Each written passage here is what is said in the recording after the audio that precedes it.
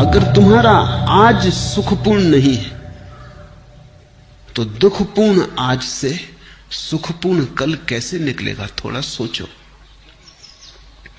आज कहीं आकाश से थोड़ी आया है, तुम्हारे भीतर से आया है। तुम्हारा आज अलग है, मेरा आज अलग है। कैलेंडर के धोखे में मत पड़ना। कैलेंडर पर तो तुम्हारा भी आज वही नाम रखता है, मेरा आज भी वही नाम रखता है, लेकिन यहां तुम जितने लोग बैठे हो इतने ही आज हैं। पूरी पृथ्वी पर जितने लोग हैं इतने आज हैं। और अगर तुम पशु पक्षियों और पौधों को भी गिनो तो उतनी ही संख्या है। कैलेंडर बिल्कुल झूठ है। उससे ऐसा लगता है एक ही दिन है सबका। रविवार तो सभी का रविवार जरूरी नहीं है। किसी की जिंदगी में सूरज उगा हो तो रविवार, और किसी की जिंदगी में अंधेरा हो तो कैसा रविवार।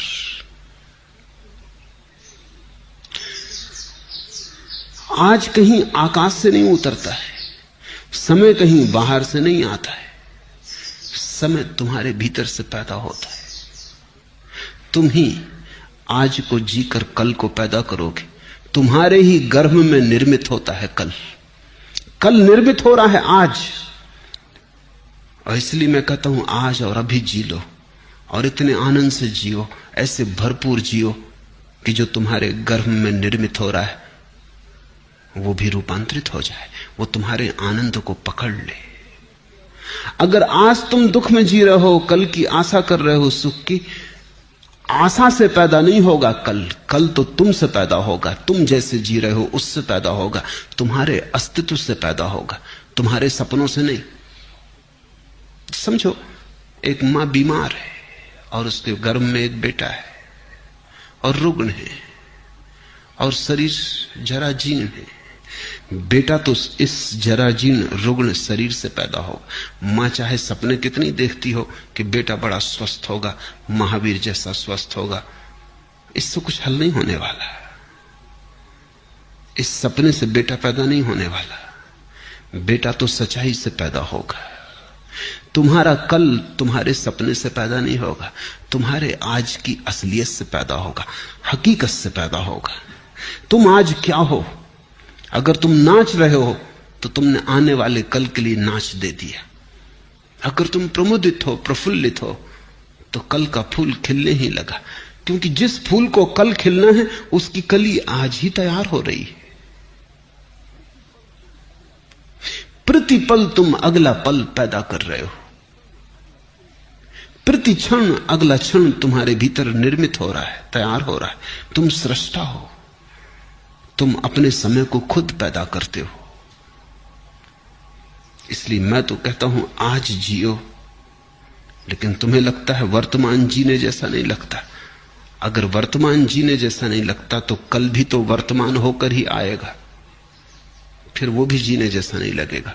परसों भी वर्तमान होकर ही आएगा, वो भी जीने जैसा नहीं लगेगा। तो इसी को तो मैं आत्मघात करना कहता हूं। तुम आत्महत्या कर रहे हो, जी नहीं रहे हो। जीने का कोई और उपाय नहीं है, आज ही है और आज ही जीना है। जीने जैसा लगे या न लगे इससे कोई फर्क नहीं पड़ता।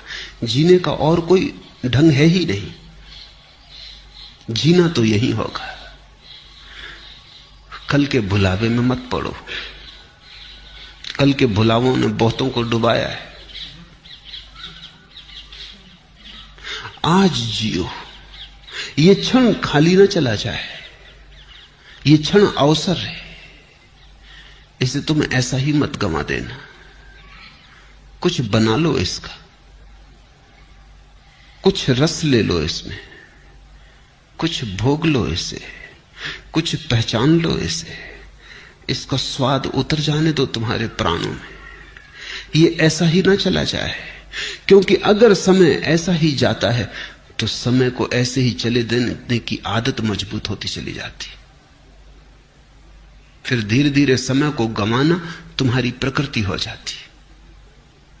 भोगो इसे, चूसो इस क्षण को, निचोड़ लो इसको पूरा। इसका रस जरा भी छूट ना जाए। यही परमात्मा के प्रति धन्यवाद है, क्योंकि उसने तुम्हें अवसर दिया, जीवन दिया, और तुमने ऐसे ही गंवा दिया। परमात्मा तुमसे यह न पूछेगा। यहूदियों की किताब है तालमुद, बड़ी अनूठी किताब है, दुनिया में कोई धर्मशास्त्र वैसा नहीं। तालमुद कहती है कि परमात्मा तुमसे ये न पूछेगा कि तुमने कौन कौन सी गलतियां की, गलतियों का वो हिसाब रखता ही नहीं, बड़ा दिल है। परमात्मा तुमसे पूछेगा तुम्हें इतने सुख के अवसर दिए, तुमने भोगे क्यों नहीं? गलतियों की कौन फिक्र रखता है? भूल चूक का कौन हिसाब रखता है?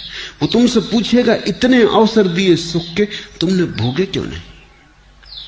तालमुद कहती है एक ही पाप है जीवन में, और वह है जीवन के अवसरों को बिना भोगे गुजर जाने देना। जब तुम आनंदित हो सकते थे आनंदित ना हुए, जब गीत गा सकते थे गीत ना गाया, सदा कल पर टालते रहे, स्थगित करते रहे। स्थगित करने वाला आदमी जिएगा कब, कैसे जिएगा? स्थगित करना ही तुम्हारे जीवन की शैली हो जाती। बच्चे थे तब जवानी पे छोड़ा, जवान हो तब बुढ़ापे पे छोड़ोगे, और बुढ़ापे में लोग हैं वो अगले जन्म पे छोड़ रहे हैं, वो कह रहे हैं परलोक में देखेंगे। यही लोक है एकमात्र, और यही क्षण है सत्य का, यही क्षण है, बाकी सब झूठ है, मन का जाल है। लेकिन अगर तुम्हें अच्छा लगता है, तुम्हारी मर्जी। तुम्हें अच्छा लगता हो तो मैं कौन हूं बाधा देने वाला? तुम सपने देखो, कभी ना कभी तुम जागोगे, तब रोओगे, पछताओगे। तब तुम पछताओगे कि इतना समय यूं ही गंवाया। और ध्यान रखना, जीवन में जितना दुख भर लोगे, जितने आंसू घने कर लोगे, जितना पछतावा हो जाएगा, उतना ही कठिन हो जाता है रोकना फिर दुख को, आंसुओं को। कभी तुमने ख्याल किया, हंसी तो एकदम रुक जाती, रोना एकदम नहीं रुकता। तुम हंस रहे हो एकदम रुक सकते हो, रोना एकदम नहीं रुकता। थमते थमते थमेंगे आंसू। रोना है कुछ, हंसी नहीं है। दुख ऐसा सरोबोर कर लेता है, दुख ऐसी गहराइयों तक प्रविष्ट हो जाता है, तुम्हारी जड़ों तक समाविष्ट हो जाता है कि फिर तुम उसे रोकना भी चाहो तो कैसे रोको। थमते थमते थमेंगे आंसू। रोना है कुछ, हंसी नहीं है। ये कोई मजाक नहीं है कि रो लिए और रोक लिए। ये कोई हंसी नहीं है कि हंस लिए और रोक लिए। हंसी तो तुम्हारी ऊपर ऊपर होती, रुक जाती। रोना बहुत गहरे चला जाता है। रोना तुम्हारे जीवन में सब तरफ भर जाता है। और रोज रोज अगर तुम रोने को इस तरह संभालते गए और जीने को कल पे टालते गए, तुमने कहा हंसेंगे कल, रोएंगे आज, और तुम जो दलील दे रहे हो वो दलील ये है कि अपना वर्तमान तो सुखद मालूम नहीं पड़ता, इसलिए सुखद सपने देखेंगे। सुखद वर्तमान क्यों नहीं है ये पूछो। इसलिए नहीं है कि कल भी तुमने सपने देखे थे आज के, और कल का दिन गंवा दिया जिसमें आज सुखद हो सकता था, जिसमें आज की आधारशिला रखी जा सकती थी।